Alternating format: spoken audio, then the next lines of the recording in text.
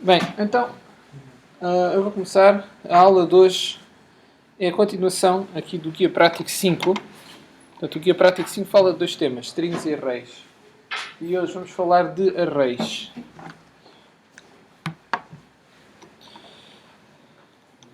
É suposto, neste momento, já terem feito alguma coisa com as strings. Quando digo alguma coisa, é de preferência aqui a secção 1 e 2. E, eventualmente, mais alguns exercícios.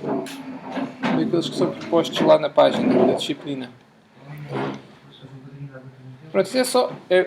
relativamente aos arrays tem algumas semelhanças, né? Porque as strings, em última análise, são arrays de caracteres. Mas hoje vamos olhar aqui para os arrays. Portanto, eu, como de costume, vou fazer algo parecido ao que está aqui proposto no guia. E o que vamos falar, na verdade, são de arrays, já vamos ver o que é isso, dos arrays de inteiros. Portanto, algo que tem um pouco este aspecto aqui.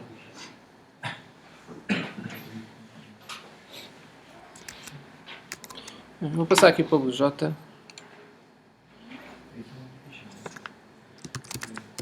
Vamos fazer um com notas. Grading tem a ver com atribuir notas em inglês.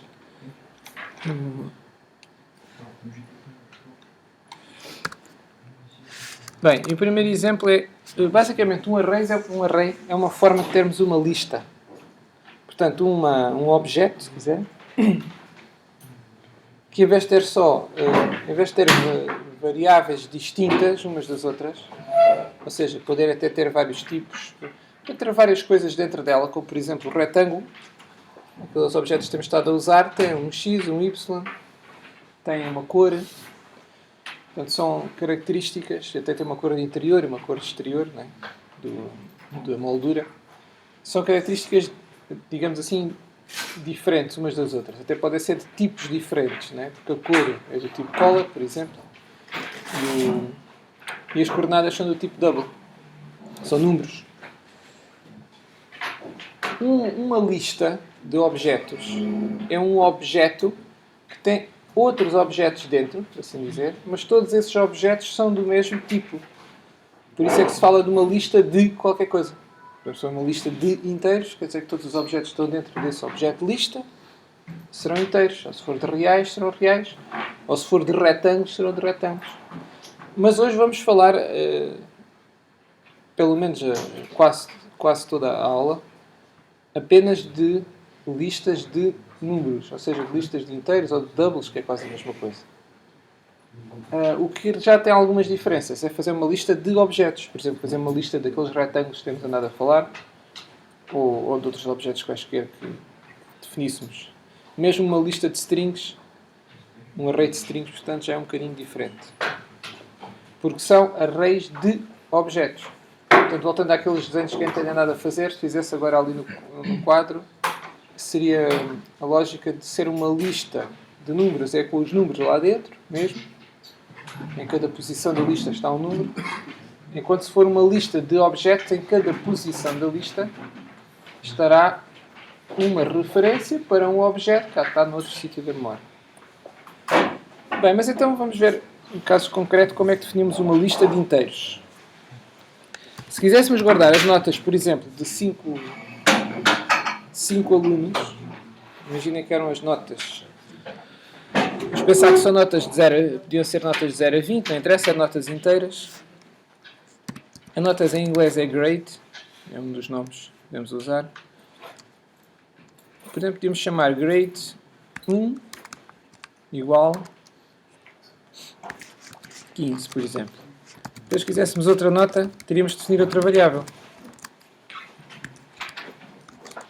Íamos por aqui fora.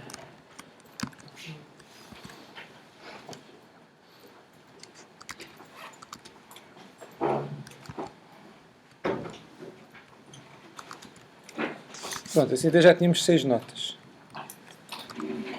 Pronto, podíamos ter aqui outra nota qualquer. Por aí fora. Reparem, agora se quiséssemos fazer uma operação tão simples como podia ser calcular a média destas notas todas, para saber a média de notas que apareceram. como é que faríamos para calcular a média disto? É possível. 1, 2, 3, 4, 5, 6. Não, as das variáveis estão todas diferentes. 1, 2, 3, 4, 5, 6. Aqui. Sim, mas isso aí não tinha problema nenhum. Equivaleria a haver dois alunos que tinham tido a mesma nota. As variáveis é que não podem estar diferentes, não podem estar iguais, não é? Dessa forma mais... Eu vou tirar aqui isto, só para não dar erro de compilação, mas não está a fazer falta ainda o print. Bem, então agora se quiséssemos calcular a média e também queremos que dê um número inteiro, na verdade. Como é que calculávamos a média destas notas todas? Digam lá.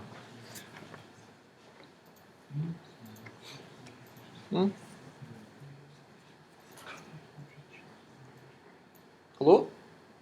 Isso aqui? Como é que calculamos a média? Tínhamos que somar todas, não é? Pronto, para somar todas, faríamos algo assim. Que é um bocado cansativo.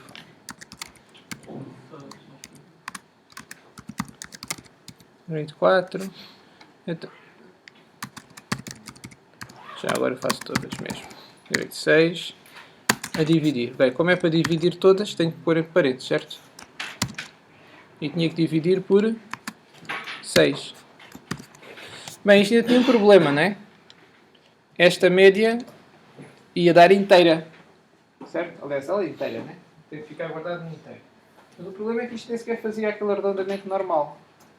Já agora, isto é um bocadinho revisando aquilo que falámos logo no início do semestre. O que é que acontecia aqui com esta conta? Ele somava estes valores todos, não é? E divide por 6. Mas ao dividir por 6 está a dividir por divisão inteira. Portanto, tem aquele problema de não fazer o arredondamento. O que faz na divisão inteira é que basicamente ficamos com a parte inteira e a parte decimal vai fora, por assim dizer. Portanto, o ideal era fazermos uma divisão real, mas a seguir tínhamos que pôr um número real no inteiro, ele aqui já se iria queixar, não é? Vejam, o que é que ele se queixa? Diz que há possível perda de precisão, porque encontrou um real e precisava do inteiro. Porquê? Porque do lado direito agora tínhamos o real e do lado esquerdo precisamos do inteiro. Vimos já em tempos como é que isso fazia. Uma das formas é converter tudo isto para um inteiro, mas depois de lhe ter somado 0.5. Para fazer aquela... É uma das formas de fazer um arredondamento. Tá? Lembram-se disto? Portanto, isto é uma forma... Se, por exemplo, desse 3.2, não é? Mais 0.5 dá 3.2. Aliás, o exemplo é que deveria dar 3.2, mas afinal com a divisão inteira dá 3, não é? Portanto, dividindo, aliás, somando 0.5, ele já irá fazer com o 3 dar o 3.5, que já arredonda para 4. Lembram-se disto? Ou não? Para não estar aqui a gastar tempo a falar desta parte. Portanto, temos o número real, que com o mais 0.5 e depois convertendo para inteiro, já... Mas vocês estão assim com ar tão apático, não sei se lembram disto. Lembram-se, por exemplo, desse 3.2, não é? Queremos que dê 3. Né?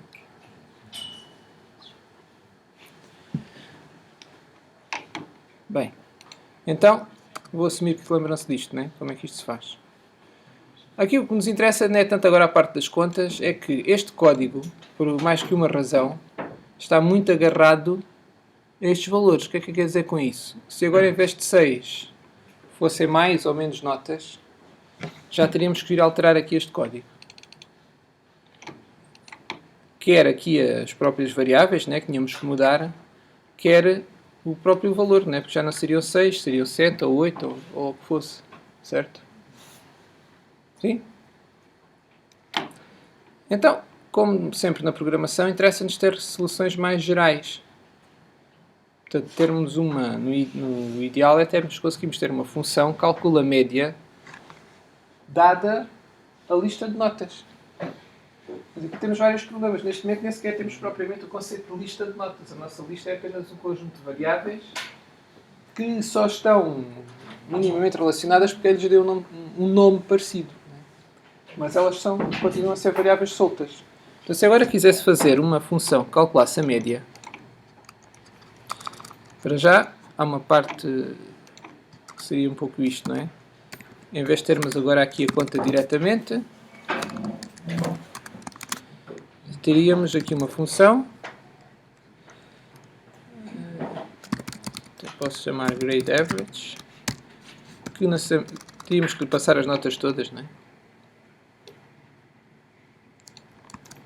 Dá outra vez assim algo um bocadinho cansativo. Eu vou diminuir a quantidade de notas para 4, que é para não ter que andar a escrever tanto. Que significa aqui por 4 e acabarmos com estas duas.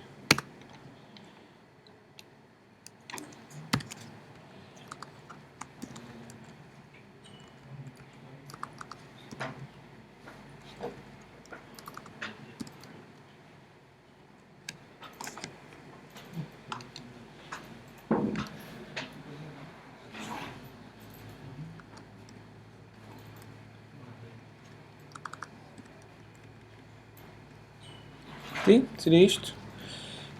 Portanto, isto seria uma alternativa aqui à linha de cima. E agora, como é que ficaria esta nossa função? Há aqui coisas que já sabemos, podemos pôr o public, não é o menos importante. E agora, tinha que devolver um inteiro. E tem que se chamar grade average. E aqui, o que é que tem de ter? Há de ter que ter estes parâmetros, não é? E a diferença é que aqui temos que pôr o tipo. Portanto, nos parâmetros formais temos que indicar o tipo deles. Porque na verdade cada um deles será uma variável local aqui da função. E a função pode fazer exatamente isto agora. Como mantivemos os nomes e tudo.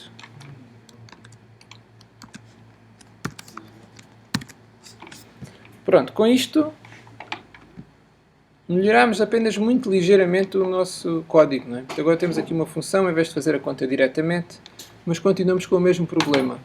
Se em vez de 4 notas fossem 5 notas, ou 6, ou 7, ou 8, ou 1, ou 2, isto já não servia. Isto só serve mesmo para 4 notas.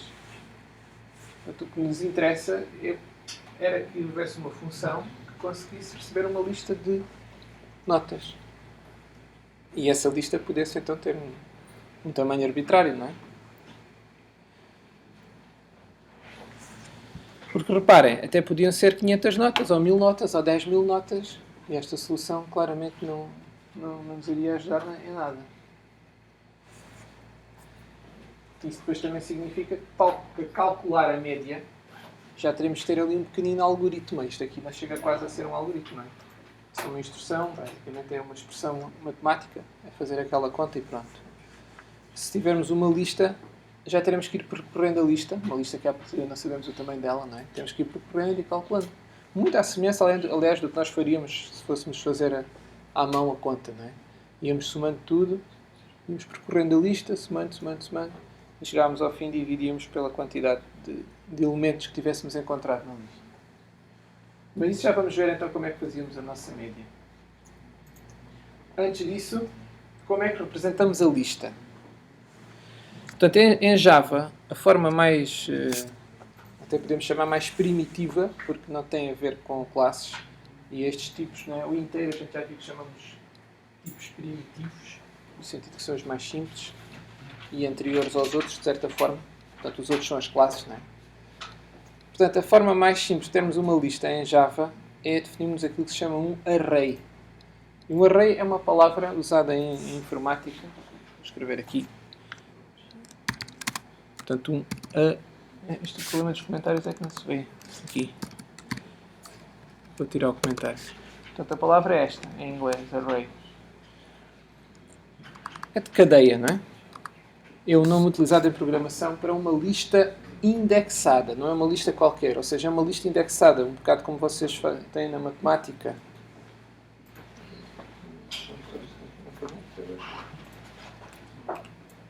tem. Na matemática, vocês muitas vezes fazem listas assim, não é? Há 1, há 2, há 3, não é? Algo com este aspecto. Já encontraram isto, não é? Na matemática. Espero que sim. Às vezes até se faz assim para dizer que é uma lista com N elementos, não é? Todos conhecem isto? Ou não? Quem não conhece pode dizer. Não acontece nada de especial. Já viram isto na matemática? Todos? Pronto. Isto é uma lista indexada. Em informática, por vezes, também se chama um tuplo a isto. Ou uma sequência. Ou uma lista. Tudo basicamente a mesma coisa. Mas neste caso, se a cada posição associarmos, aliás, em todos estes casos, são nomes para a mesma coisa, cada elemento tem uma posição associada. E a posição é relevante. O que é que quer dizer com isto? Se tivermos uma lista com os números 2, 3, 4 e outra com os números 3, 2, 4, são diferentes. Tem esta noção também. Na matemática já não tem. Esta lista, ou tuplo, ou sequência, é diferente. O terno, neste caso, como são 3, também às vezes pode ser que é um terno. Se fossem 2, podíamos dizer que era um par, não é? Depois, a partir de certa altura, já não há nomes para isto, não é? E começamos a dizer que é um... Às vezes também se diz um n-tuplo. Mas sequência e lista serão palavras mais normais, digamos assim. O que interessa é que estas duas sequências ou listas são diferentes. E isto para não parecer muito surpreendente, não é? Porque nós estamos muito habituados já a comparar as posições. Mas na matemática existe outro conceito parecido em que estas duas listas, se não fossem listas, se fossem conjuntos, seriam iguais. Tem essa noção? Lembram-se disso? Ou seja, se tivéssemos os conjuntos que normalmente em matemática se representa com as chavetas 3, 2, 4, estes dois, estes já são iguais um ao outro. Certo? Porquê?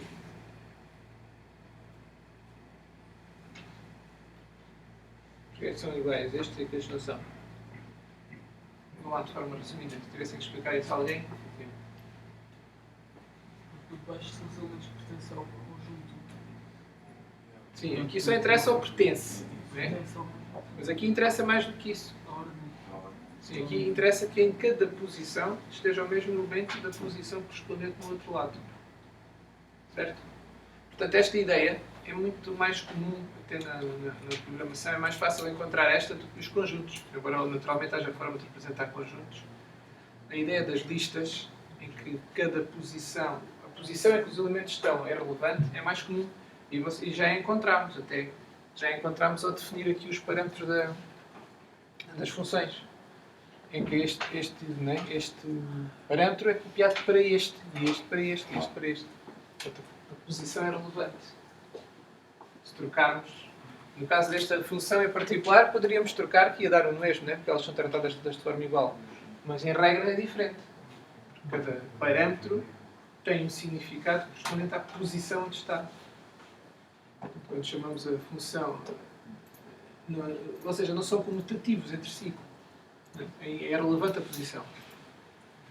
Pronto, então estes nomes, tuplo, sequência, lista, são tudo nomes que têm a ver com este conceito.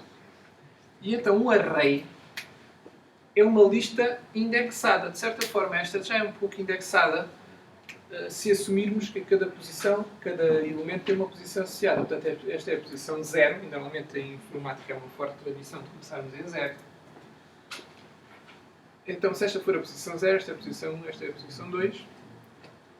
Se pensarmos que associamos nomes ou índices, como muitas vezes se diz, números a cada posição, então dizemos que é uma lista indexada por esses índices. E isso significa que podemos chegar a este elemento, por exemplo, ao 4, dizendo que é o elemento da posição 2 desta lista. E basicamente o array é isso. Nós podemos definir uma lista em que cada elemento é alcançável dando nós o número onde ele está. Nós temos que quer o elemento 3, aliás, da posição 3. E ele vai-nos buscar o elemento da posição 3. E agora aqui é preciso ter cuidado com esta história de começar em 0. Digamos que é assim o principal a principal armadilha que há, não é? Como isto começa em 0, o terceiro elemento não está na posição 3. O terceiro elemento está na posição 2. Porque como começou em 0, este é o primeiro, o segundo, o terceiro.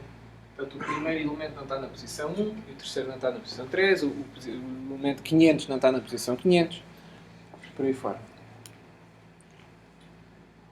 Como é que então definimos em Java? Em Java a sintaxe é um bocadinho esquisita, é baseada na utilização de parênteses retos. Em regra, na linguagem Java, quando encontrarem parênteses retos, é porque há por ali arrays, ou seja, estas listas indexadas. Então podem pensar que o tipo, neste caso é um inteiro, com uns parênteses retos a seguir, é um novo tipo.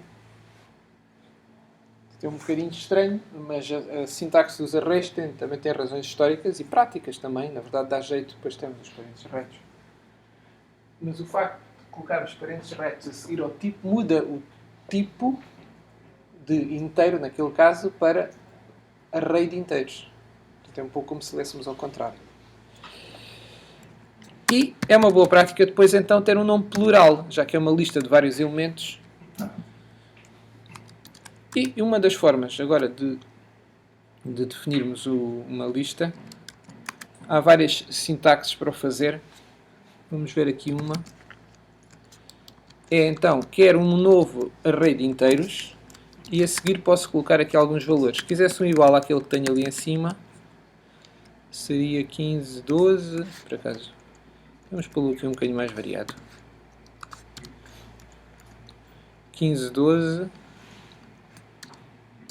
10, 18. Eu vou pôr aqui 2 18, que é para mostrar que pode haver elementos iguais, né? Para não ficar a ideia que tinham que ser todos diferentes. Pronto.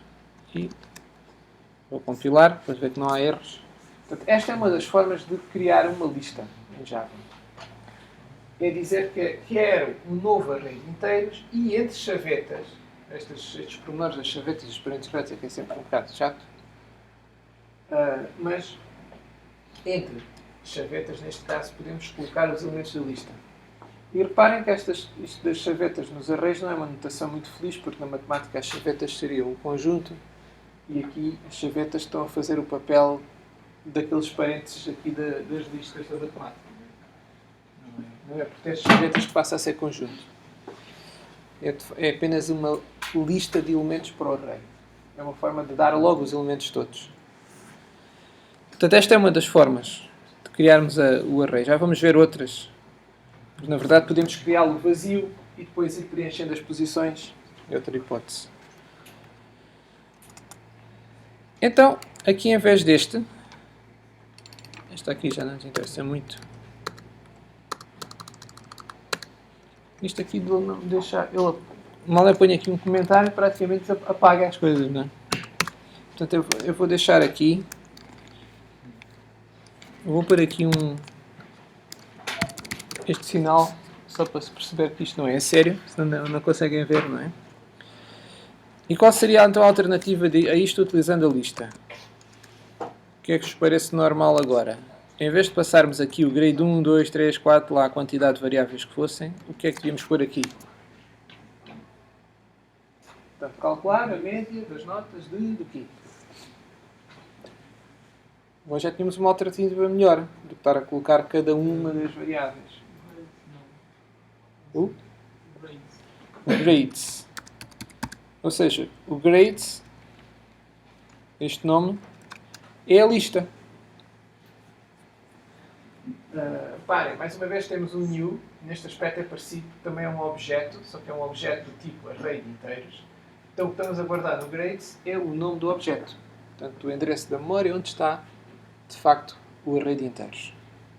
Fazendo aqueles esquemas que eu vos tenho feito, como se na memória do computador, pensem aqui numa posição chamada grades, que aponta para um sítio da memória onde estariam os números. 15, 12, 18, 18. Na verdade, lá nessa posição de memória vai estar mais outra coisa. Vai estar também a quantidade de elementos. Tem aqui um 4, que é um bocadinho especial, não é? Porque não é um elemento do array, mas é a quantidade de elementos que tem o array. E o array, a informação que tem é essa. São os seus próprios elementos, neste caso são números, portanto estou ali de forma muito direta, e a quantidade de elementos que ele tem. Portanto, quantas posições é que o array tem. E o array nunca muda a quantidade de posições que tem. Portanto, essa é uma característica fundamental de um array. A partir do momento, neste caso, dissemos que tinha 4 posições, porque colocámos ali 4 elementos. O array vai ter sempre 4 posições. Nunca vai mudar de tamanho. Nesse aspecto é parecido à string, que falámos na semana passada. E tal como na string, se precisarmos de um array parecido àquele, não vamos propriamente aumentar aquele, porque ele não muda. Podemos é fazer outro, por exemplo, um pouco maior, e depois copiar todos os elementos deste para o outro e mais outro. Não. Ou seja, podemos ir criando novos arrays parecidos. Mas não mudamos o comprimento, por exemplo, por assim dizer, deste array. A quantidade de elementos que ele tem seria sempre 4. E que está, portanto, isso significa que aquele valor 4 que eu coloquei ali é na verdade uma constante. E já vamos ver como é que o utilizamos. Então, neste caso, tínhamos agora mudado a nossa função para receber uma lista de arrays. Quer dizer que isto agora já não bate certo com isto. Portanto, mesmo que eu agora coloque aqui realmente em comentário isto, para não dar erro, ele agora, veja o tipo de mensagem que dá. O grade average, que recebe um inteiro, outro inteiro, outro inteiro, outro inteiro, 4 inteiros, in grade, que é a classe, é a classe, não pode ser aplicado a... Ele não repete novamente o meta, era simpático que repetisse, mas tem só os parênteses, array de inteiros. Ou seja, a função que recebe 4 inteiros não pode ser aplicada agora a um array de inteiros, que é o que estávamos aqui a tentar fazer. Porque o grades é um array de inteiros. Não são 4 inteiros separados. São duas coisas distintas. Isto em rigor também já não nos faz falta nenhuma. Aliás, o erro que vai dar é o mesmo, é porque temos aqui a nossa grades. Então o que é que acham que temos que escrever aqui? No lugar destas 4 variáveis do tipo inteiro, o que é que acham que devemos colocar ali?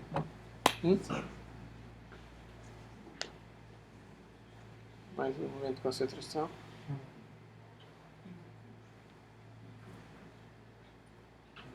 O quê? O que é que temos que escrever ali? Estamos a querer passar o quê? O grades, que é o quê? Que é um array de inteiros. É o tipo da variável grades, é array de inteiros. O parênteses ret, naquele caso, está aqui. Digamos que este parênteses ret é um bocado curativo, neste caso. Mas modifica o significado. Agora já não é um inteiro, é um array de inteiros. Grades é um array de inteiros. É uma lista de inteiros. Então o que é que temos que colocar aqui?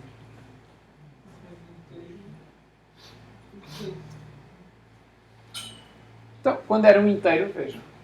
Aqui, por exemplo, aqui não, agora já não temos as variáveis. Grade 1, grade 2 eram o quê? Era o mesmo inteiro. Até tinham o mesmo nome, não é? Por acaso. Então, quando estávamos a passar para aqui dentro, para dentro deste método, parâmetro inteiros, pusemos aqui integrate. Um parâmetro do tipo inteiro. Agora, se quisermos passar uma lista de inteiros, como é que se diz? Assim, isto é uma lista é o tipo lista de inteiros, array de inteiros, melhor dizendo. Pronto, e podemos dar o nome. Então isto pode chamar grades.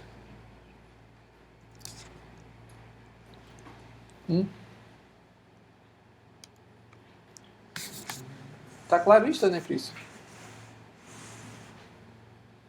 Estão acordados ou não é por isso? Estou um bocado apático. A turma de dia está sempre mais a dormir que a de noite. Durante tempo. Começar a ver mal. Faz mal à saúde, não é? Também não gosto muito, não. Mas é mais a parte de levantar. Depois de estar aqui já deviam estar acordados.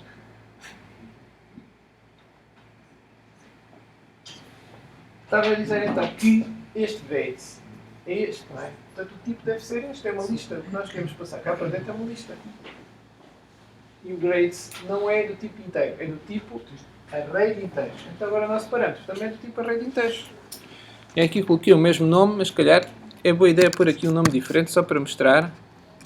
Eu tenho sempre receio que depois pareça que o nome tinha que ser igual. Portanto, aqui era new grades, aqui também seria new grades. Pronto. E agora, se eu fizer isto, pronto, já não se queixou ali onde estava a queixar. Agora está-se a queixar aqui dentro. Não sabe porque é que é isto do grade 1, grade 2, não é? Que é natural. Portanto, estas variáveis desapareceram daqui. Estas apareceram daqui e mas aqui já bate certo. Temos um array de inteiros, new grades, que é passado para aqui. Certo? Então aqui já podemos fazer alguma coisa com o nosso array. E o que é que vamos fazer? Primeiro, para experimentar, vamos fazer aqui algo que eu vos vou dizer sempre para não fazerem, que é fazerem aqui um print. Portanto, não é isto que a função quer fazer, não é? A função é para calcular uma média e devolver um número. Mas para vermos o que é que o array realmente tem... Não, então, vamos fazer melhor que isso. Em vez de estragar esta função, que é uma função que vai ficar aqui toda bonitinha para calcular uma média, vamos fazer uma outra função antes desta. Que seria um print disto. Chamar aqui diretamente um print de new grades. E vamos tentar compilar. Ele aqui agora está a queixar-se, não tem aqui o return. Não é? Vamos pôr aqui um return só para ele ficar contente. Não, para ficar contente tem que pôr um ponto e vírgula e não 2 pontos. Pronto, agora sim. Pronto, ele tem aqui um print ln já definido pelos vistos, por isso ele não se queixou. Só que este print ln, vamos ver o que é que ele produz. Pode ser que seja simpático e nos mostre logo tudo, ou nem por isso. Não, não é nada simpático. Não vem o print ln faz isto. Este igual é algo que ficou aqui esquecido. Foi este print aqui. Eu vou pegá-lo. Portanto, reparem, este print ln, quando aplicado a arrays, já está feito, não é? Eu não fiz nada. Só estou aqui a tentar usar isto. Quando aplicado a arrays não é nada simpático. Veja o que é que ele faz. Mostra para aqui um endereço de memória. Está a dizer que há aqui um array nesta posição. Isto não nos interessa nada. Vamos nós fazer o nosso print. Vamos fazer aqui um print grades. Pronto, isto é um procedimento na prática. Não vai devolver valor nenhum. Também vai ter o mesmo parâmetro. Portanto, qual é o tipo deste? É o mesmo, não é? Do outro de cima.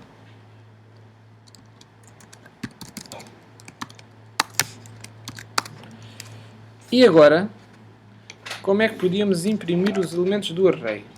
Isso agora leva-nos à questão como é que chegamos aos elementos do array. Portanto, vamos pôr aqui um print. Este sim, é aquele... Desculpa, print... Este print é aquele que já conhecemos, mas como é que agora escrevemos os elementos do array? Mas já vamos escrever diretamente o array, isso não está feito, é o que nós estamos a tentar fazer. Então vamos tentar escrever cada um dos elementos do array. No nosso caso é suposto ali escrever estes 4 números. Mas como é que agora, dada a lista, chegamos ao primeiro elemento da lista? Alguma ideia? Portanto, alguns de vocês já sabem, não é? Escrevemos o nome da lista e utilizamos outra vez agora os parênteses retos, mas agora com um significado muito preciso. Portanto, os parênteses retos vão fazer o efeito destes subscripts aqui da matemática, de certa forma, que indicam a posição onde estamos na lista. Aqueles numerozinhos pequeninos ali, do A1, A2, A3, não é? Portanto, é para indicar a posição. E se eu colocar 0 aqui, portanto, grades entre parênteses retos 0, pegado, aquele grades 0 é uma variável do tipo inteiro que corresponde à primeira posição do array. Ou seja, aqui, quando definimos isto, definimos também, implicitamente, 4 variáveis, automaticamente. Uma chama-se grades 0, a outra chama-se grades 1, esta chama-se grades 2 e esta grades 3. Portanto, ao criar um array, neste caso foi um array com 4 elementos, criámos, na verdade, não apenas a entidade array, que é a lista, e que podemos passá-la por parâmetros, como eu estou a fazer ali, e utilizá-la, mas criámos também nomes para as variáveis que constituem o próprio array, para cada uma das posições do array. Portanto, agora criámos logo de uma vez só 4 variáveis do tipo inteiro, que são exatamente como as outras variáveis quaisquer do tipo inteiro. São inteiros mesmos. Vamos chamar lá e colocarmos lá outro valor. Ou podemos ver o valor que elas têm utilizando o nome delas. Têm um nome um pouco mais estranho, porque têm parênteses retos a seguir e a posição onde estão no array. O nome dessas variáveis é isto. É o nome da lista, seguido, parênteses retos, que indica a posição na lista onde elas estão. Mas tirando isso, são de facto variáveis normais. Então podemos colocar aqui num print, por exemplo. Ou podíamos utilizá-las numa conta. Só para... Podíamos fazer isto. Grades 2. Então digam lá, assim com um pequenino exercício, o que é que este código deverá fazer. Vai escrever o quê no ecrã?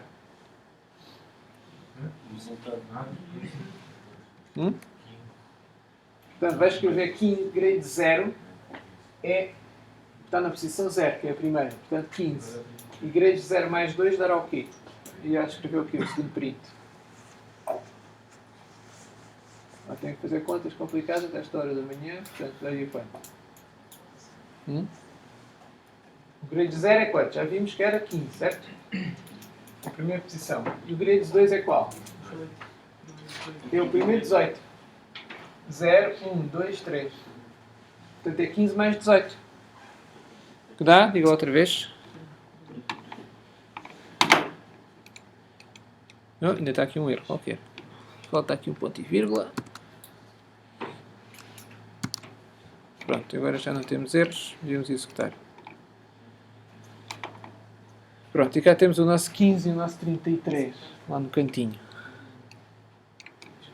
Então vejam, o que é importante aqui fixar é que realmente estes nomes, o nome da lista seguido de parênteses retos com um número cá dentro, são variáveis inteiras. E até podemos ter aqui uma conta, e neste caso isto ia dar quanto? Ou seja, o que está aqui dentro, na verdade, não é propriamente só um número. Ou seja, em programação tenta sempre generalizar a ideia, não é? E não tem que ser um número, não tem que ser uma constante literal, nem sequer só uma variável. Pode ser uma expressão qualquer que dê um inteiro.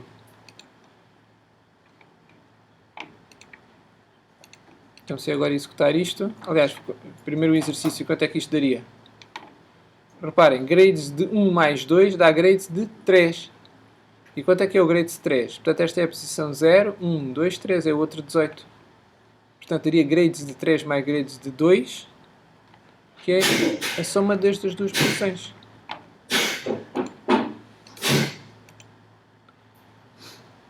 Portanto, temos o nosso 36, 15 e 36, que é este 15, e este 18 mais 18.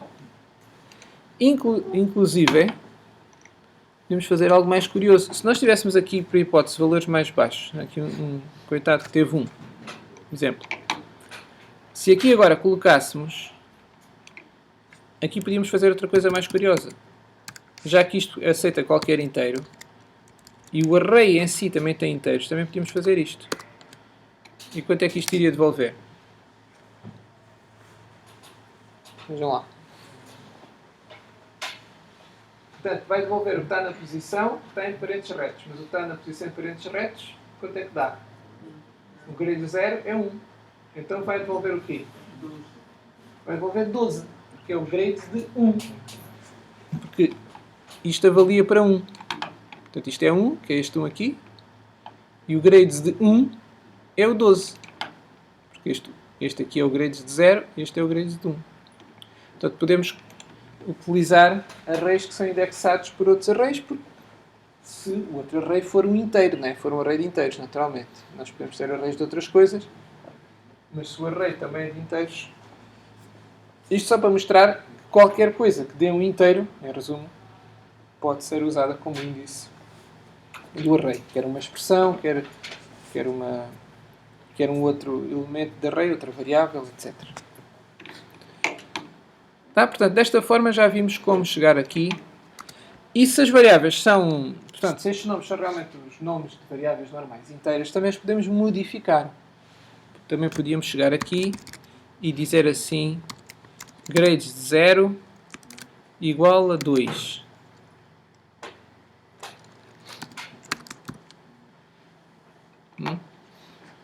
E agora quanto é que isto ia imprimir? O último exercício deste, antes de irmos realmente fazer ali a nossa média. Aliás, antes de irmos imprimir tudo. Quanto é que daria agora? O grades de 0 dá 1, certo? Primeiro print. E este daria grades de 2, que é 18, certo? Então daria 1, 18.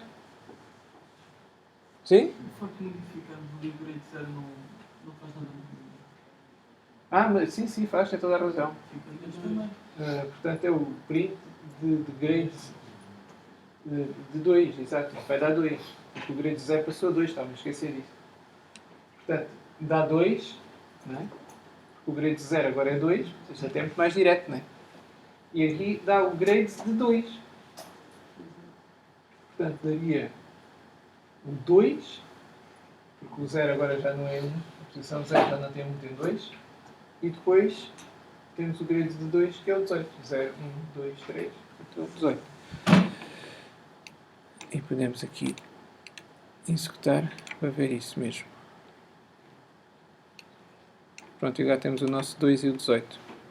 O 2 que vem daqui e o 18 que vem do facto de ser o que está na posição 2. Alguma questão? Até aqui? Vamos avançar? Alguma dúvida ou não? Pronto, então a outra... O que nos falta aqui fazer é propriamente este método. O que nós queremos agora é escrever todos os elementos do array. Então agora qual é o truque?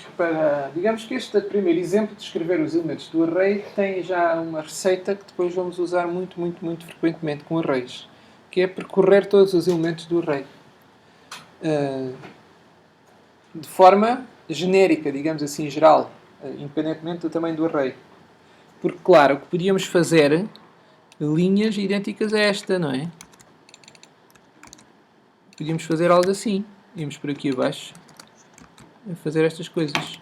Mas isto voltamos outra vez àquele problema do início. Não estava a resolver grande coisa termos um array.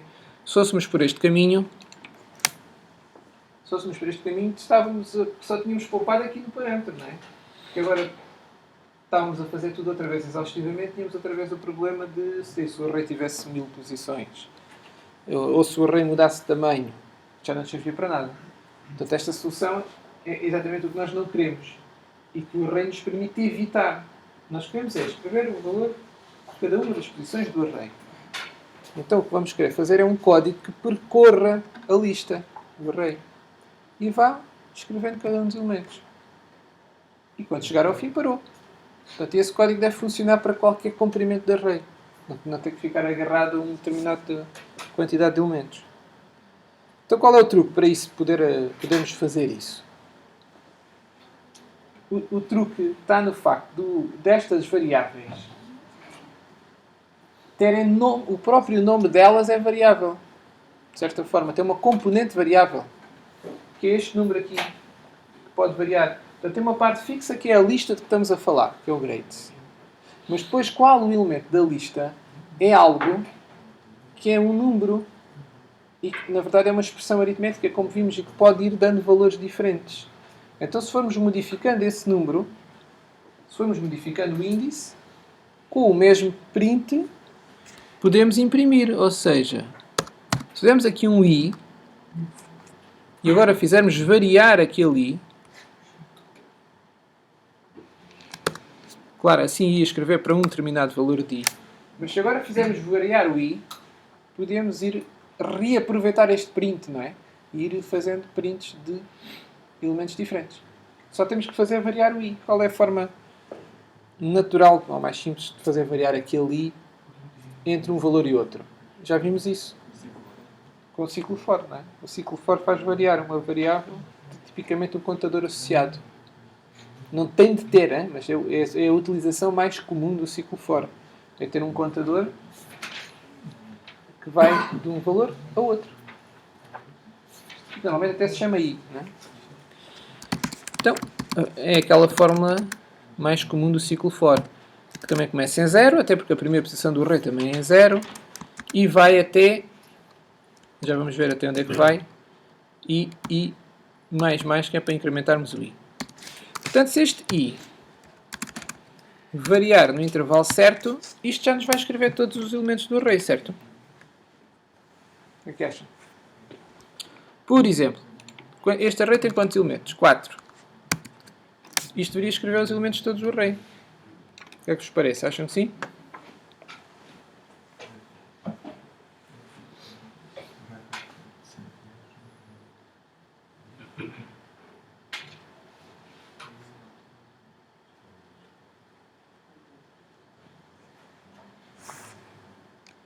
Este é um bocadinho mais alto.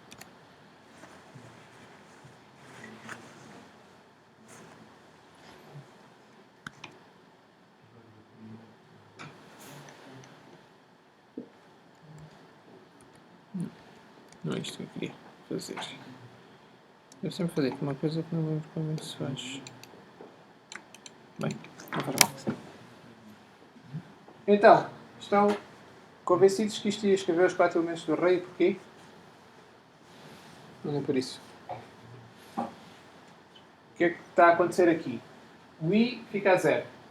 E depois vamos ver se o i é menor que 4. Portanto é, né? 0 é menor que 4, é a primeira vez, pelo menos. Então vai fazer print de grade de i. Está com o valor 0. Portanto, escreve o print faz o print da primeira posição do array, que é grade 0. Depois incrementa o i. Passa para 1. 1 é menor que 4. Portanto, vai fazendo isto.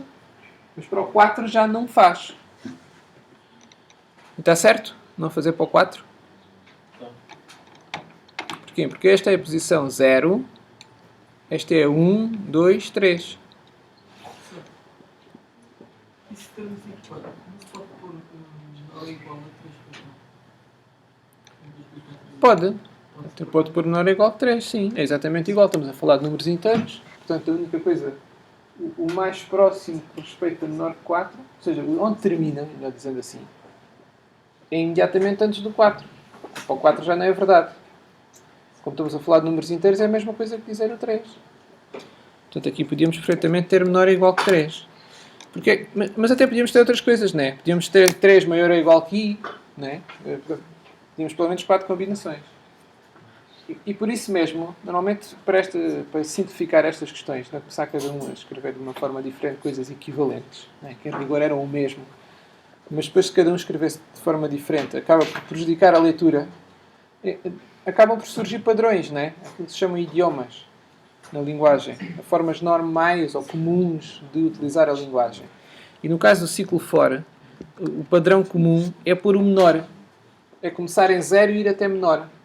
Porque também podia eventualmente começar em 1 e ir até menor ou igual, e depois neste caso o 1 não interessava, fazia aqui menos 1. Portanto, havia muitas formas de escrever isto, para dar o mesmo efeito final. Mas para termos uma forma mais comum entre todos, não estamos cada um a inventar uma forma diferente de fazer, segue-se normalmente estes padrões, porque depois facilitou a leitura. Depois são coisas muito comuns, nós com um bocadinho de prática isto entra no automático e nós olhamos para ali e não temos quase que pensar. Se cada um escrevesse de uma maneira, tínhamos de estar a olhar com mais atenção para ver se realmente aquilo fazia. Mas o mais interessante aqui não é tanto o menor ou igual que 3 ou o menor que 4, é mesmo livrarmos deste 4. Porque este 4 está a fazer com que o método só funcione para listas com 4. E nós queremos o método ser uma lista. E agora é capaz de trabalhar para qualquer comprimento de lista, seja a lista grande ou pequena. O que é realmente interessante é livrarmos do 4. Então, outra vez, naquele sentido de generalizar a solução. O que nós queremos, no fim, é um método que é capaz de imprimir os elementos todos de uma lista de inteiros. E não interessa se a lista é grande ou se é pequena. Como é que nos livramos disso? Então não pode ser um valor mágico, né? Que eu costumo chamar estas constantes que aparecem assim, de 4. Porquê que é 4? É só porque nós já sabemos o que está para trás.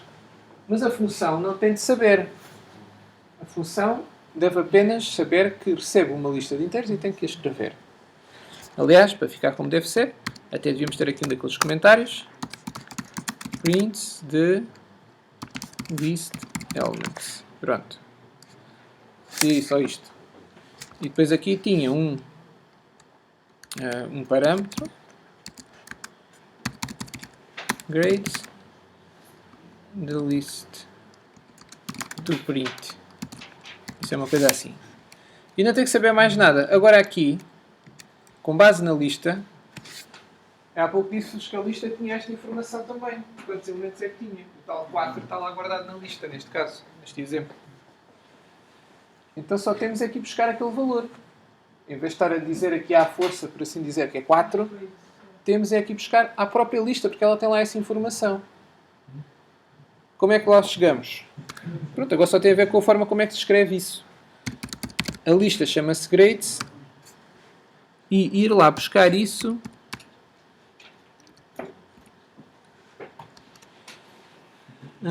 troquei aqui o T com o H, que é uma coisa comum. Pronto, ou seja, o que é que eu fiz? Tenho o grades.length, o comprimento em inglês.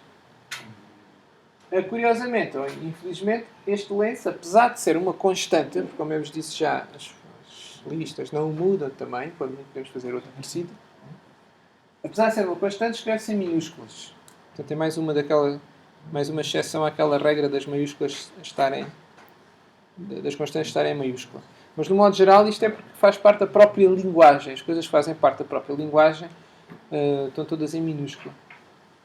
Enquanto que, quando são classes ou constantes feitas, como estão na biblioteca, aí, como as cores, né? Por exemplo, o color, o red, aí até há a versão em minúsculas e em maiúsculas. Quando são, portanto, nomes que fazem parte da biblioteca, aí normalmente segue-se aquela regra das constantes estarem em maiúsculas. Por exemplo, logo na primeira semana vimos o pi e o número de Neper, o e, estão os dois em maiúsculas. Mas quando são da própria linguagem, né, do core da linguagem, não são da biblioteca, acaba por estar em minúsculas.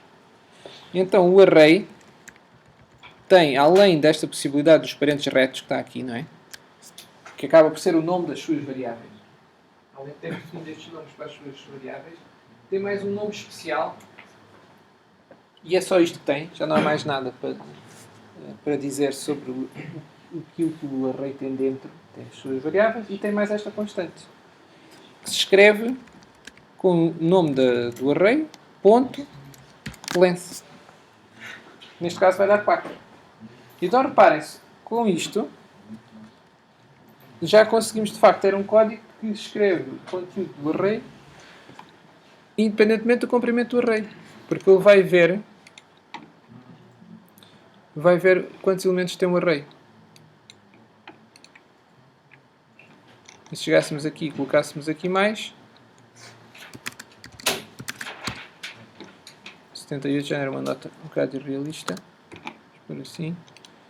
Exatamente o mesmo código vai funcionar para mais estes dois elementos.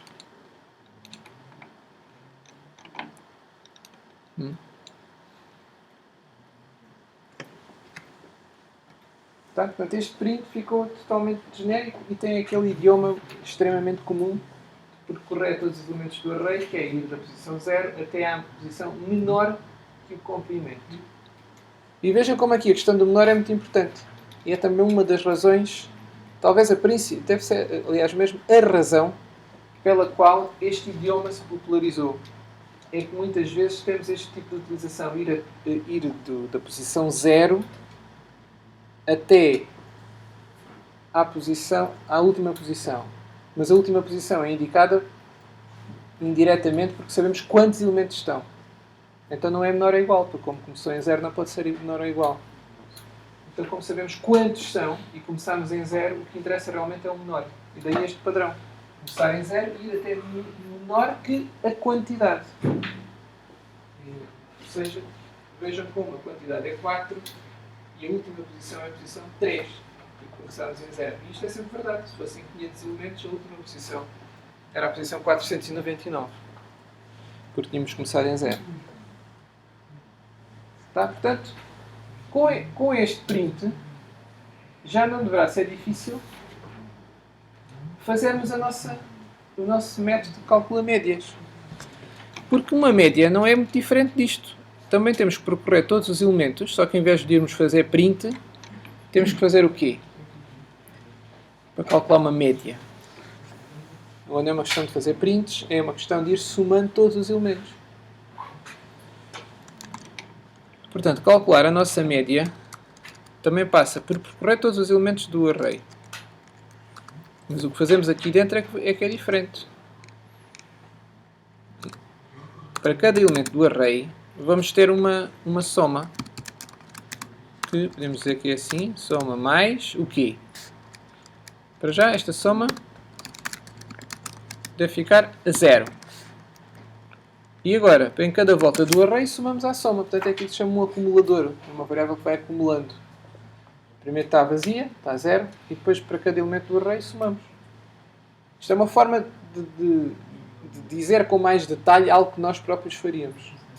Quando nós somamos vários números, por exemplo, 2, 3, 7, 1, o que é que nós fazemos? Nós costumamos pensar assim, bem, somo o 2 com o 3. Não é? Mas somar o 2 com o 3 já assume que temos pelo menos estes dois elementos. Não é? Vou ver aqui mais, com mais espaço. Se não precisa para a minha caneta, já consigo escrever.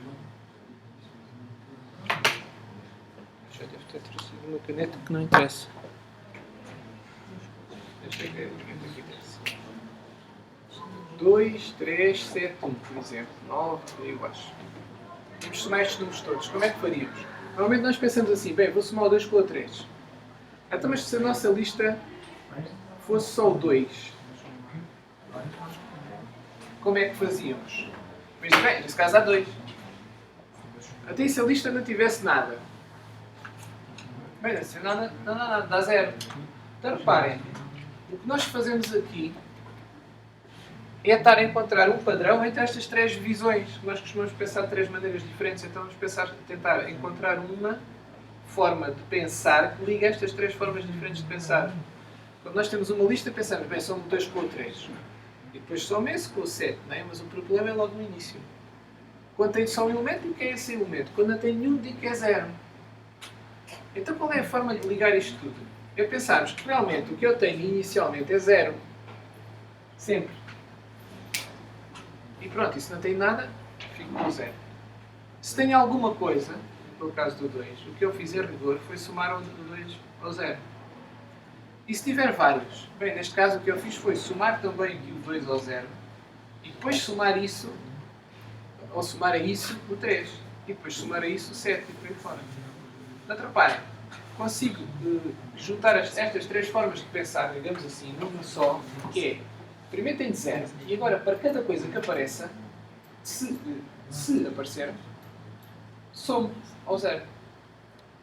E com esta forma de pensar, consigo ter só um código.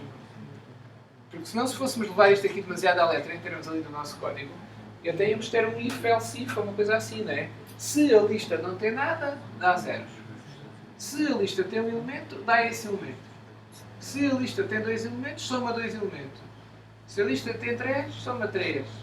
Ou mesmo, se generalizássemos esta, já tínhamos mais 2 casos.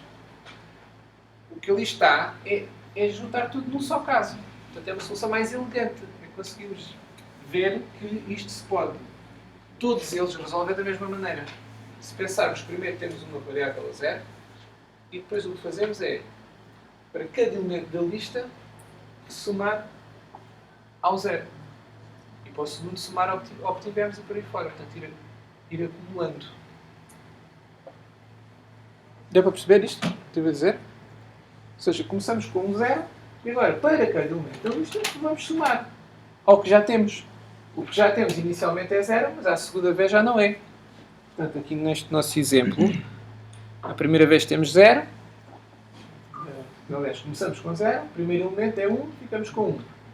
A segunda volta, somamos o 12 com 1. Dá 13. E na terceira volta, somamos o 18 com o 13. 31 e por aí fora. Então como é que dizemos isso? Basta-nos dizer grades de I. E com isto, já estamos a somar todos os elementos da lista. Independentemente do tamanho da lista. Inclusive se a lista não tiver nada. Porque começámos com 0. E agora para cada elemento da lista somamos o que aparecer. Portanto, quer a lista tenha 1, 2, 3, 5 mil elementos, vamos somar todos por acumulação, como se diz, na variável sum. E agora, para calcular a nossa média, isto até podia já um método, não é? Na verdade, até é interessante pensarmos assim. Vamos pensar que isto é o add all. Pronto, e assim já está feito. O add all, que não estamos a usar, mas podemos fazê-lo já, é isto.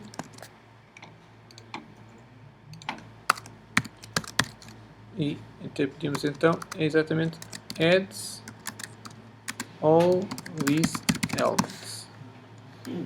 E depois tinha aqui algo assim. Return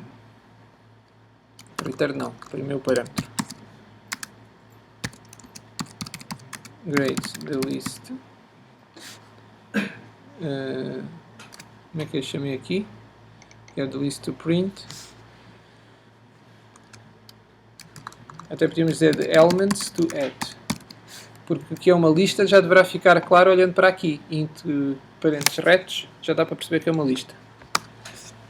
E depois podíamos dizer assim: the sum of all elements. Pronto, isto já seria a nossa função completa. E agora reparem, como já temos esta função, aqui a nossa grade average, que era aquilo que estávamos a tentar fazer, podia ficar aqui.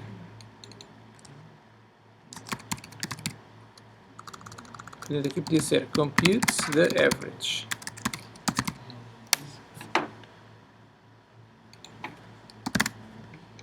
Elements to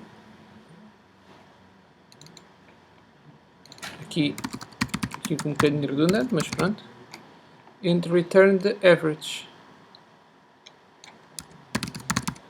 E aqui era então este. Portanto, esta nossa agora vai ser esta.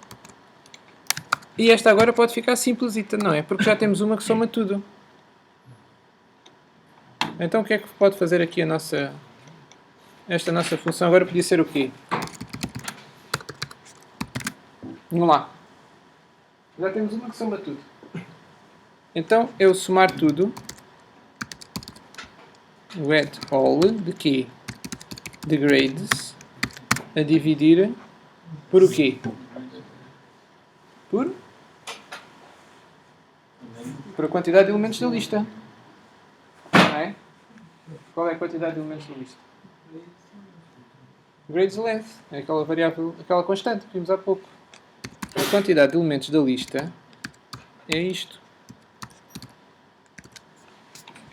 Não é? Já tínhamos usado aqui, em baixo. Agora temos aquele problema da divisão de inteiros. Portanto, aqui é preciso ter cuidado.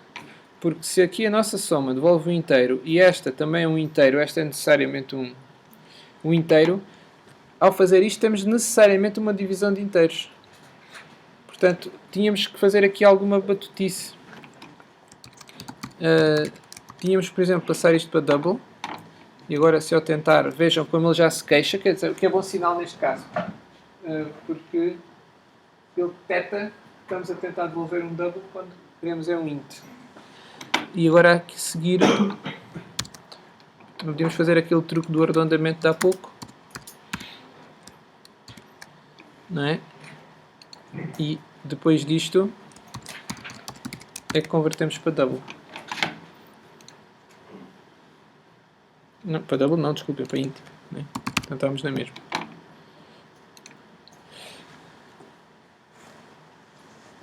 Bem, e com isto tudo a seguir, Podíamos, se quiséssemos aqui, fazer um print da média.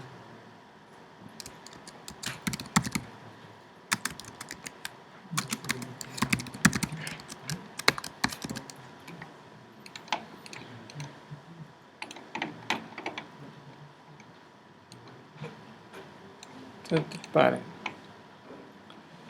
A média arredondada em inteiros, né, deu 11 para estes valores. E o que é interessante é que agora é muito fácil chegar aqui e podemos mudar para termos mais certeza que este valor está certo. Por exemplo, se fizéssemos 1 e 11, para ficarmos mais descansados que isto está a calcular bem, não é? Se tivermos 1 e 11, né, a soma dá 12, a média é 6, não é? Não sei. É o valor intermédio, de certa forma. E a nossa lista, portanto, podia ter qualquer elemento. É interessante vermos o que é que acontece nos casos extremos. Vamos ver.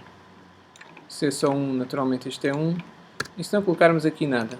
Vamos lá ver o que é que acontece. Não há erro de compilação. Então ele aceita isso. E de facto vale 0. Portanto também não deu erro. E calculou. É uma lista vazia. Estamos a assumir que quando a lista está vazia, está a 0. Vejam que o ter uma lista vazia é diferente de não ter lista nenhuma. O que é que quer dizer com isto? Se eu agora chegasse aqui e colocasse isto assim, ele até dá logo aqui um erro. Curiosamente até nos defende. Estava à espera que conseguisse um erro mais drástico, mas aqui o compilador avisa logo. Agora fica sem a mensagem para vermos a mensagem. O que é que ele diz? A variável newGrade pode não ter sido inicializada. Ou seja, nós na verdade este newGrade tinha um valor desconhecido, não tinha nada, tinha lixo, tinha nulo, tinha lá. Nestes casos nem se sabe o que é que tem.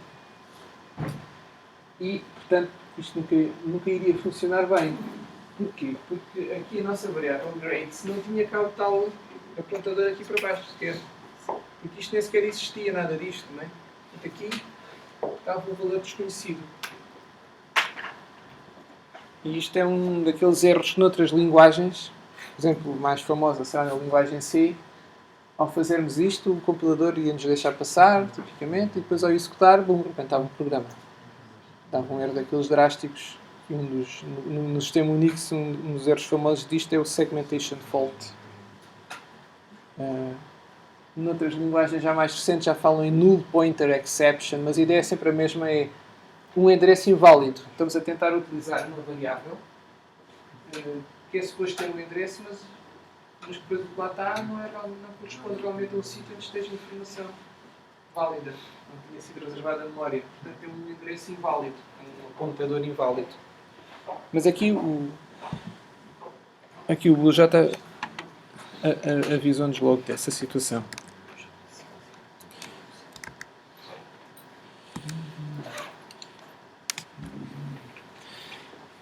Bom, também é possível, que é outra coisa que ainda não vimos, estamos ainda antes disso, vamos olhar aqui outra vez para este código.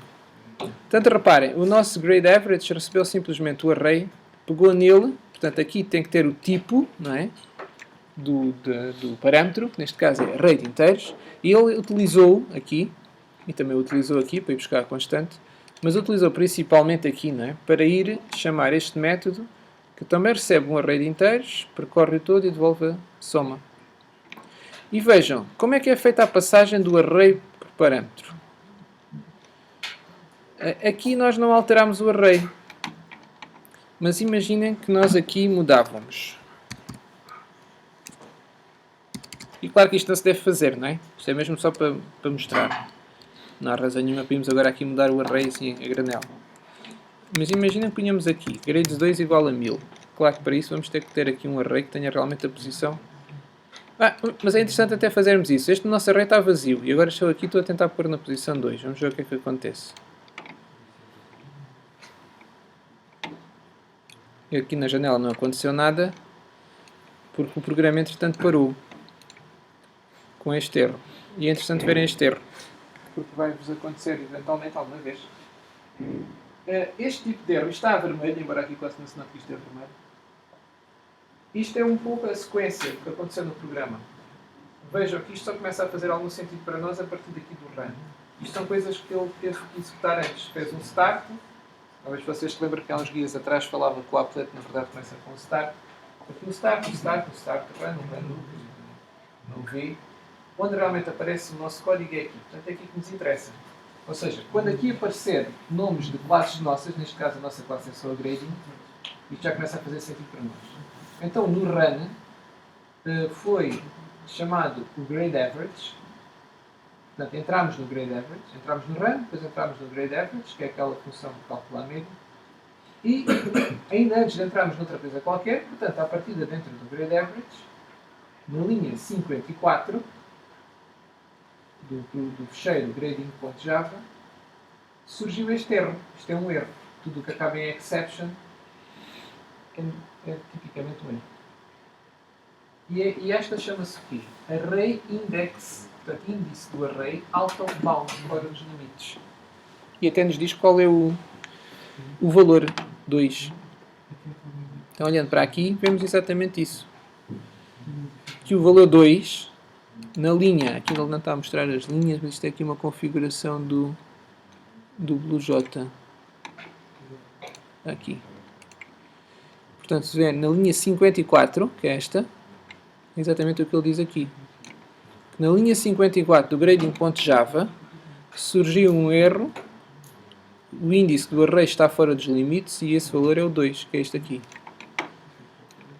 Portanto, este também é uma daquelas situações, por exemplo, na linguagem C também iria dar origem a um erro mais catastrófico. Aqui o próprio, digamos que o próprio Java defende-nos e não deixa isto avançar. Porque na linguagem C isto poderia avançar, fazer um disparate qualquer, e depois o erro até poderia acontecer só mais tarde. Mas o que é interessante aqui verificar, agora vamos pôr aqui uns valores só para que isto faça sentido. Pronto, vou dizer 220 aqui. O que é interessante é que se nós mudarmos isto aqui, agora vamos ver que isto já corre, já não arrebenta. Não é? Porque é que a média deu 343? Porque ainda deixei lá aquilo, não é? Do 1000. Certo? Viram? Deixa-me lá, não devia ter fechado a janela, não era essa a ideia. Portanto, isto aqui deu 343 porque entretanto fui aqui e mudei o grades. O que é que isto significa? É que este grades aqui, esta variável, é exatamente o mesmo, está a aceder, não é? Ao mesmo array dali. Porque quando eu mudo 2, ele de facto foi ali e onde estava 20, aqui este segundo 20, colocou 1000. Isso é que a média depois foi dar 343, não é? Então o que é que aconteceu aqui na memória do computador? Aquele outro grades também está a aceder a este mesmo objeto. Não houve outro. Não foi criado nenhum outro array. Este programa só tem um array, aliás. O array só foi criado aqui, neste caso, com este new, e nunca mais foi criado mais nenhum array.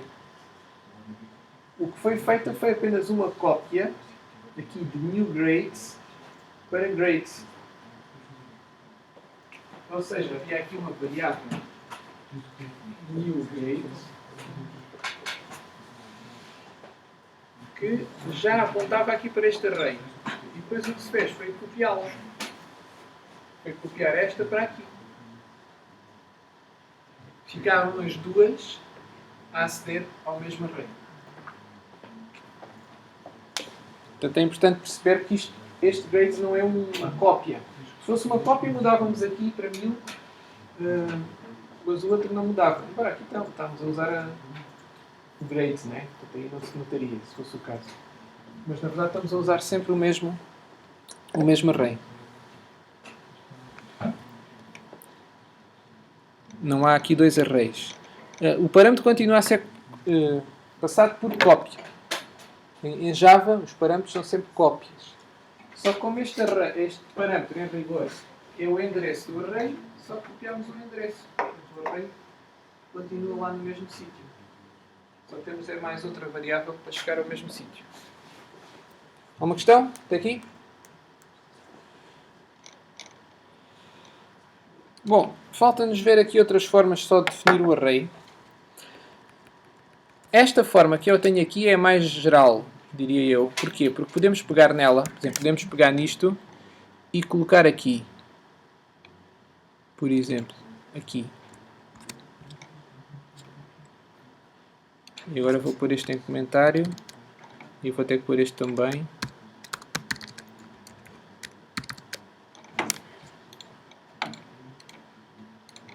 Portanto, só este programa agora só está a fazer o print.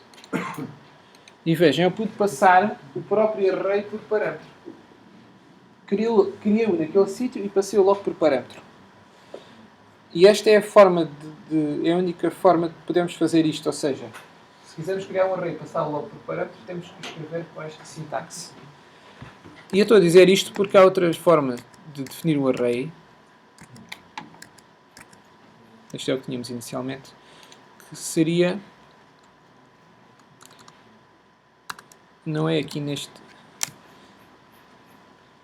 Vou puxar aqui a cadeira. Vamos lá, tenho que sentar, já me está a doer aqui. Desta... Opa, estão coisas a cair. Portanto, aqui neste caso, vejam o que é que acontece.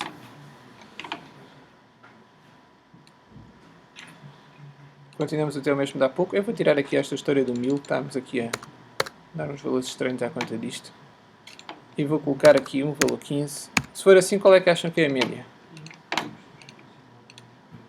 Exato. Portanto, reparem, desta forma também criamos o array. No entanto, esta forma não é tão geral como eu estava a dizer por causa disto. Tem aquelas coisas um pouco estranhas da linguagem. Se eu fizer isto assim, ele já não gosta. E não tem nada a ver com o facto de estar aqui isto a não estar. Não é? Posso tirar. Ele assim não deixa colocar ali o array. Portanto, a outra forma que eu tinha acaba por ser mais geral. Porque também dá para colocar aqui.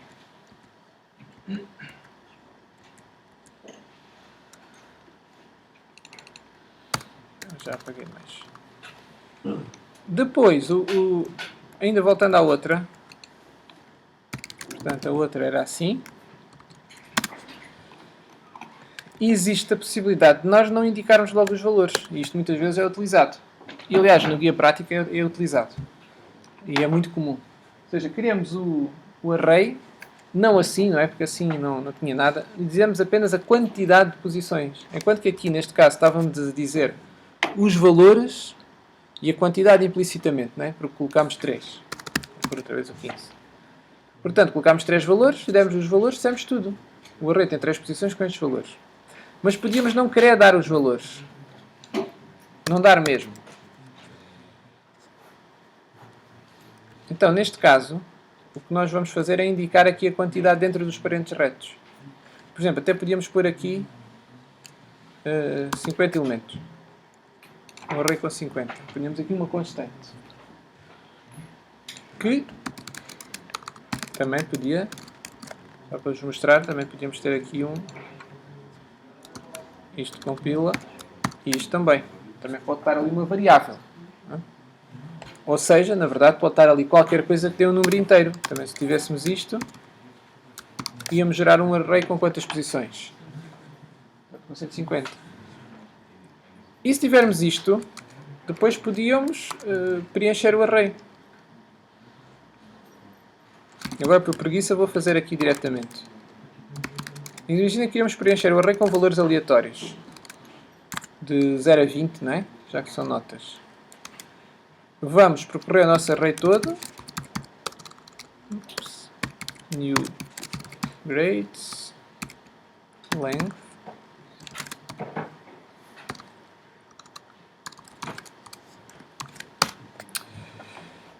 E agora como é que preenchemos o nosso array? Agora é para pôr lá valores aleatórios. Para já, como é que chegamos à variável?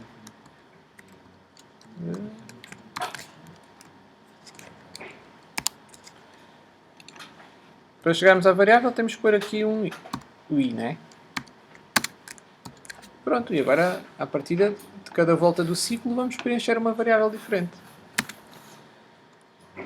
E como é que podemos lá colocar valores aleatórios? Lembram-se? Há aqui o do Random Generator, não é? É uma das formas, faz parte da biblioteca do ACM. Random Generator igual. Pronto, agora podemos fazer New Random Generator, mas já agora vamos ver outra forma. Se eu me lembro de agora, que é esta. Isto corresponde a chamar um método estático, por isso é que pomos aqui o nome da classe.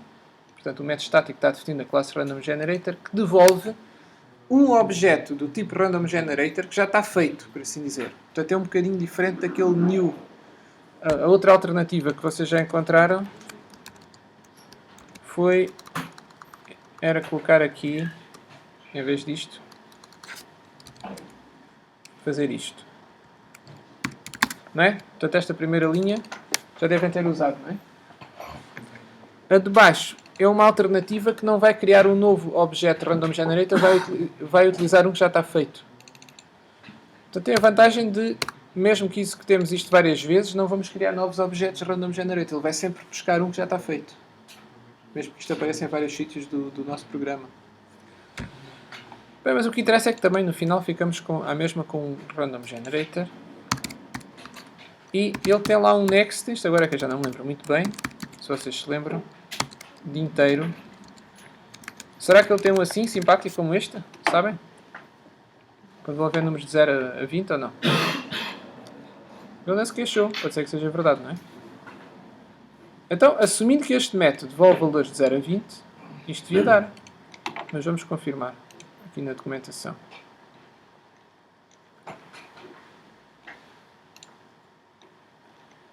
Isso está no GMath. Não, está no Random Generator, desculpa. Vou estar aqui para baixo. E cá está o next int, low I. Parece que sim, na specified range, mas vamos ver no detalhe. Portanto, é exatamente isto. Por exemplo, se fosse para um dado era de 1 a 6. Portanto, dá mesmo de 1 a 6 e é inclusive. É sempre preciso ter cuidado com estas coisas para ver se é realmente inclusive. Por vezes há métodos que nós colocamos ali 1,6 e depois era de 1 a 5. Ou coisa do género. E, portanto, é preciso ter cuidado com esse tipo de... com estes parâmetros, quando são para definir intervalos. Então vejam, desta forma, nós tínhamos definido um array sem indicar os valores. E depois estávamos a utilizar este código para percorrer o array e colocar lá valores. Pronto, e a seguir estamos à mesma a fazer o print, e a calcular a média e a escrever a média. Claro, agora isto tem muitas posições, não é? Quantas posições é que tem? Lembra-se? Com isto, neste momento tem mais. Tem n, que é 50, mais 100. Portanto, tem 150 posições o array. Isto não vai caber no ecrã. Vamos fazer scroll. Já tem estes valores todos aleatórios e de facto estão todos entre 0 e 20, assim a olho. E dá uma média de 11, que é curioso. Portanto, isto dá para ver aquela história que se pusermos números aleatórios, não é? Aquilo tem tendência para convergir para a média. E vejam mesmo aqui, apesar de serem só 150, já deu uma média de 11, que é muito perto do 10. Pronto, a vantagem é que agora podíamos acrescentar aqui mais 1000, por exemplo. Podíamos pôr, neste caso tínhamos 1050. E todo o programa continua a funcionar. É a vantagem em termos uma solução geral. Isto aqui pode ficar um bocadinho estranho, porque com o print e aqui a janela pode esconder, para já não deve já estar a mostrar tudo. E vejam como agora já deu 10. Portanto, aquela história que vocês veem nas probabilidades e na estatística. De facto, a média depois converge para o valor intermédio. Se forem muitos, em média, se forem muitos, com notas aleatórias, não é? Que não seria o caso em notas, não é? Se fossem notas num teste, não seriam propriamente aleatórias, não é? Se é com aquela teoria que o professor atira os testes ao ar, é que daria aleatório. Mas se forem realmente notas aleatórias, em média seria 10. Portanto, há aqui zeros, há 20, há tudo, não é? E a média acaba por dar 10. Mas o que é interessante é que aqui este código ficou perfeitamente imune à quantidade de elementos da lista. Portanto, isto, de certa forma, é uma pequena demonstração de que ao utilizarmos arrays, conseguimos generalizar o nosso código para qualquer comprimento de lista, né? Para termos listas de qualquer comprimento. Portanto, resumindo, e para concluir, a parte boa, concluir. O que é que vimos? Vimos como definir arrays, desta forma em que incluímos, esta foi a última que vimos, não é? Mas na verdade é muitas vezes a primeira que aparece nos livros, que é criarmos um array com determinado tamanho. Neste caso, estava aqui com 1050, porque temos aqui este 50. Mas pronto, tiramos daqui este N. Neste caso criámos um array com 1000 posições, portanto ia da posição 0 a 999 e fizemos este código para o preencher com valores aleatórios. E esse código percorre todas as posições, ou seja, tem uma variável. Em rigor ele não está propriamente a percorrer as posições diretamente, está a utilizar uma variável que varia o seu valor para o número correspondente a cada posição. Ou seja, vai de 0, que é o valor da primeira posição, até o valor da última. E o valor da última é imediatamente antes da quantidade de posições. Portanto, se for em 1000, foi de 0 a 999. O que aconteceu aqui? Porque quando o I foi em 1000, já não era menor que 1000. Portanto, foi de 0 a 999. E para cada uma delas, portanto, para o new grades D, portanto, seria uma destas por aqui abaixo, colocámos lá um valor. E depois vimos que também podemos passar o array por parâmetro. Na verdade, o que ele faz é uma cópia do endereço, não é uma cópia do array em si, o array continua a ser só um, mas copiamos o nome dele, digamos assim. Depois aqui outra vez a mesma coisa, aqui foi para imprimir o array, aqui foi para calcular a média, e o cálculo da média chama também outra função, que é o addall, e este addall é muito parecido ao print, porque também percorre todo o array. Só que neste caso percorre todos os elementos do array para ir somando o valor deles próprios a uma variável. Só para terminar mesmo, e vamos ver que é uma pequena variação aqui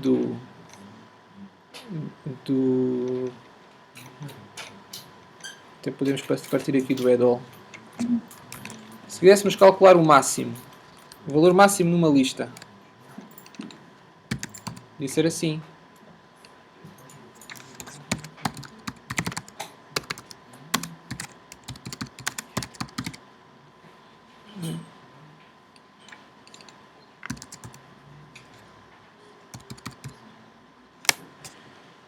Como é que calculávamos o máximo?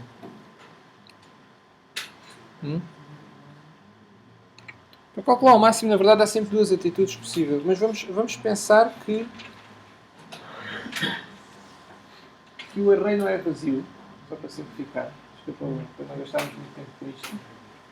Queria que vocês pensarem noutras hipóteses. Se pensarmos que o array tem pelo menos uma posição, havia uma hipótese que era assim. Em vez da soma, agora estamos interessados no máximo. E no final, queremos de facto devolver o máximo. Podíamos dizer que o máximo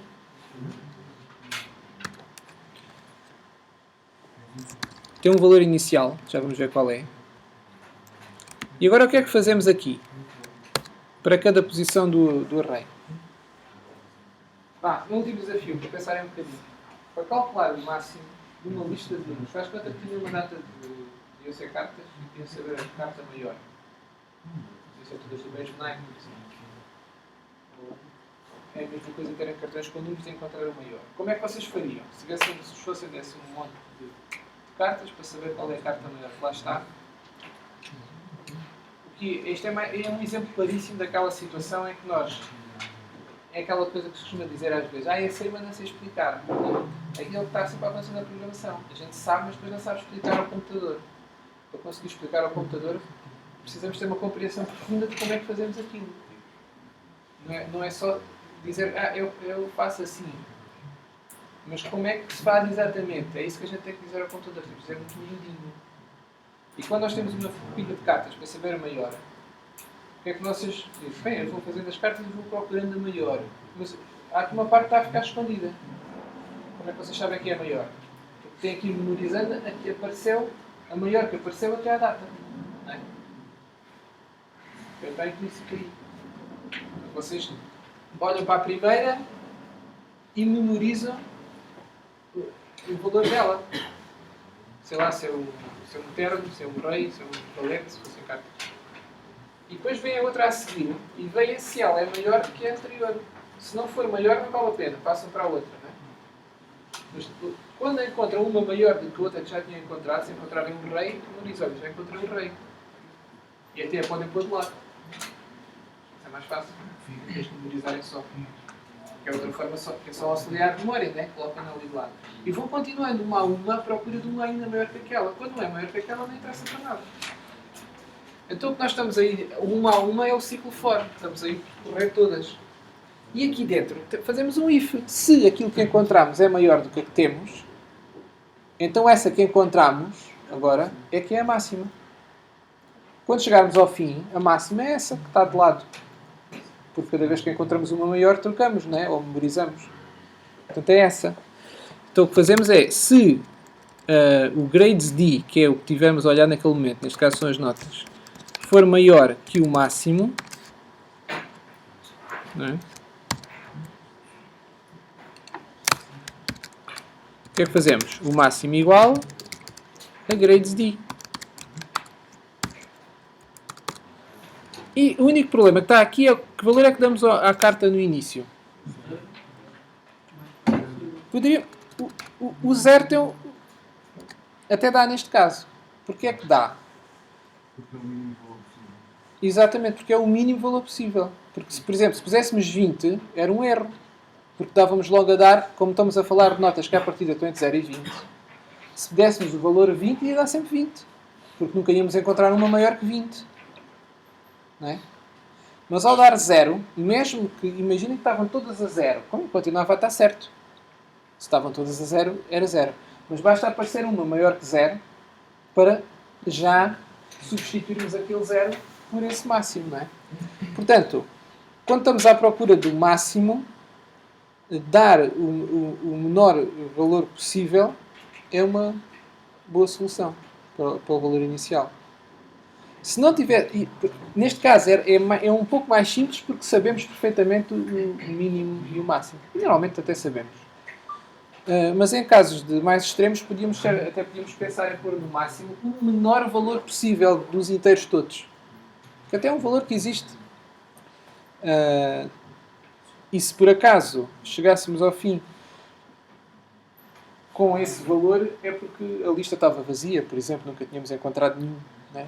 Se fizéssemos o valor mais pequeno de todos, é algo que nós falámos um bocadinho de fugida na primeira semana, que é algo que se escreve assim. Se me lembro. É só ver se isto não dá. Não, não é maxint. Agora como é que se escreve? Agora não me estou a lembrar. Não, é max value. Aqui. É max value com underscore ou sem underscore. Já devemos estar perto. Não, agora fui eu que escrevi mal. Pronto, é isso, é max value. Portanto, mas aqui queríamos era o min. Estou a dizer aqui max, mas é o min. Portanto, esta era uma outra forma. Era darmos o mínimo valor possível ao interno. O mínimo que é possível representar. Mas isto é um bocado de exagero, porque neste caso o 0 chegava perfeitamente, de facto. Porque o mínimo sabemos que é 0, neste caso. Então, se o nosso máximo inicialmente é o mínimo possível, qualquer coisa que apareça, por assim dizer, poderá substituir aquilo. Isso não faz mal nenhum, é mesmo essa a ideia. Portanto, para cada nota, se essa nota for maior que aquela, então aquela passa a ser essa. E no final, quando chegarmos ao final disto tudo, teremos o máximo. Tá? Pronto, vamos ficar por aqui. Vejam se assinaram a folha. E pode ficar como... Este é um dos exercícios que está proposto no guia, né? O máximo. Falta depois fazerem mais qualquer coisa lá em cima para testarem, né? Naturalmente. Mas isso está proposto no guia. Como sempre, é boa ideia lerem pelo menos o guia antes da aula prática de quinta-feira. Tá? Até à próxima.